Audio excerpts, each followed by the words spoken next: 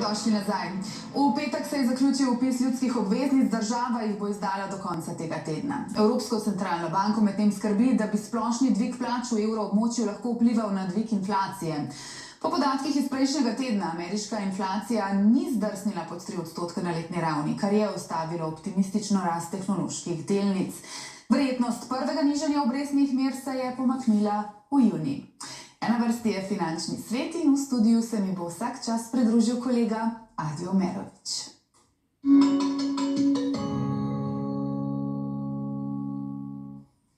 Adi, lepo pozdravljen. Pozdravljena, Suzana.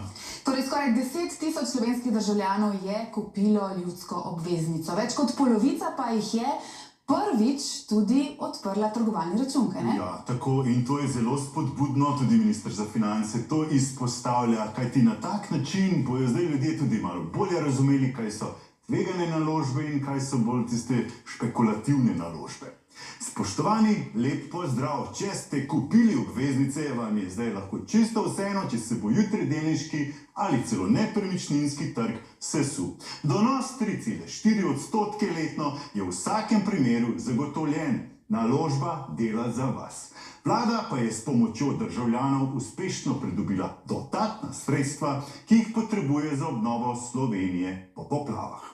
Danes je minister za finance Klemen Boštjančič izpostavil, da je skoraj 10.000 državljanov zbralo dobrih 258 milijonov evrov.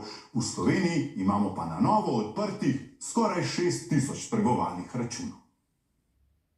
Ker je prišlo do preupisa, naj poudarim še, da se vrednost vplačanih zneskov vlagateljev ne bo znižala. Povprečna vrednost vpisanih obveznic je 27.410 evrov.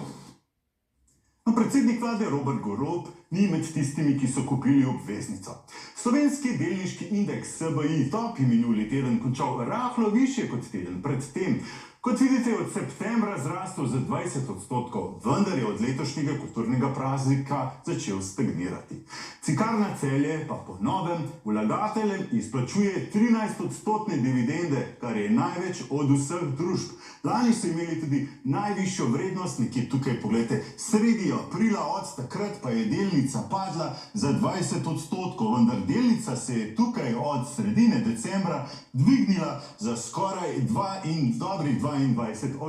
Zdaj pa poglejmo še onkraj luže, kjer pa dividende in donos niso v ospredju, ampak je tam pomembna predvsem hitra rast podjetij. Poglejte SMCI, super mikrokomputer, ki je letos od 18. januarja do petka ustvaril neverjetno 234% donos.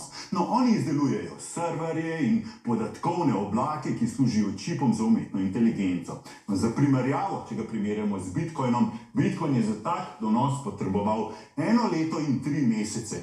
Če pogledamo tukaj od novembra 2022 pa vse do danes, je ustvaril približno toliko kot SMCI, se vidite, v zadnjih 2-3 tednih. No, to morda nakazuje pa, da je sektor res visoko, kajti v petek je SMCI v nekaj minutah padel za 20%. Ameriška finančna ministrica Janet Yellen je na nedavnem tradicionalnem ekonomskem forumu v Detroitu izpostavila, da so inflacijo do letos uspešno znižali za 2/3, vendar zdaj postaja trdovratna. There was a report yesterday on inflation. It was a tad higher than most people were expecting. The market responded to that, but I think it is a tremendous mistake to focus on minor fluctuations. No, inflacija v ZDA je bila decembra 3,4%, januarja je padla na 3,1%, vendar pričakovali so inflacijo pod 3%. Jedrna inflacija, ki ne upošteva dviga cen hrane in energentov, je bila januarja enaka kot decembra in posledično se verjetnost, da bo glavna svetovna centralna banka začela nižati obresti, spustila na 52%. Poglejte, to je tukaj vidno. In to je zdaj verjetno, da se bo zgodilo šele 12. junija. No, še mesec nazaj je trg pričakoval prvo nižanje v marcu. No, ameriška borza se pa po objavi podatkov o inflaciji vseeno začela ohlajati. Poglejte, indeks S&P 500, kot tudi indeks Nasdaq, je po manjši korekciji padel, ponovno se začel dvigovati, ampak zdaj nakazuje pravzaprav na nek padajoči trend. No, kljub ohlajanju gospodarstva želi ameriški senat iz državnega proračuna iztisniti dodatnih 88 milijard evrov oziroma 95 milijard dolarjev pomoči za Ukrajino, čeprav nekateri menijo, da bi bilo bolj nujno denar porabiti za reševanje težav doma. But if the hard right kills this bill, it would be an enormous gift to Vladimir Putin.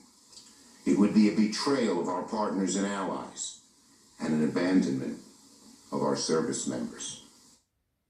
No, vrednost zlate unče pa je prejšnji teden prvič letos padla pod pomembno psihološko vrednost $2000. Zgolj za 2 dni sicer.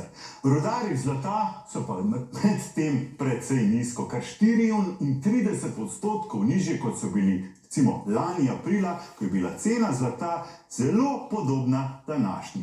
Zanimivo pa je tudi graf zemeljskega plina ob koncu kurilne sezone. Poglejte, mila zima in dokaj polne zaloge skladišč so v ZDA povzročile padec cene plina na rekordno nizke ravni.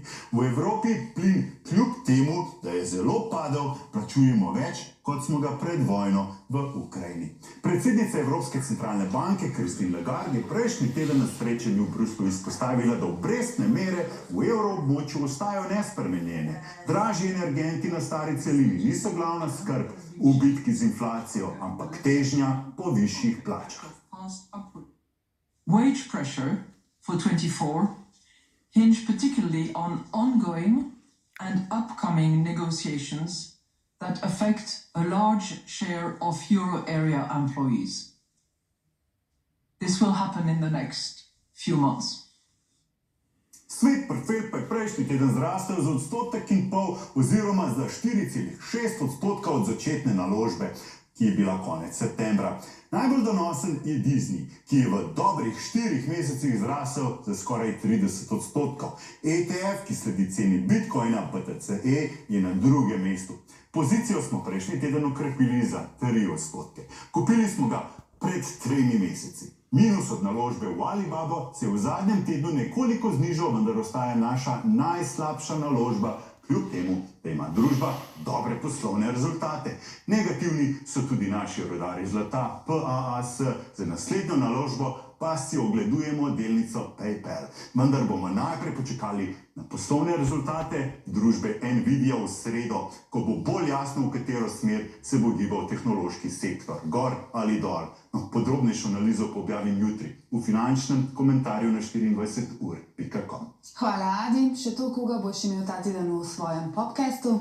Nežo Molk zelo zanimivo zgodbo ima. Začela je investirati še kot študentka in je zelo kmalu postala mednarodno prepoznavna.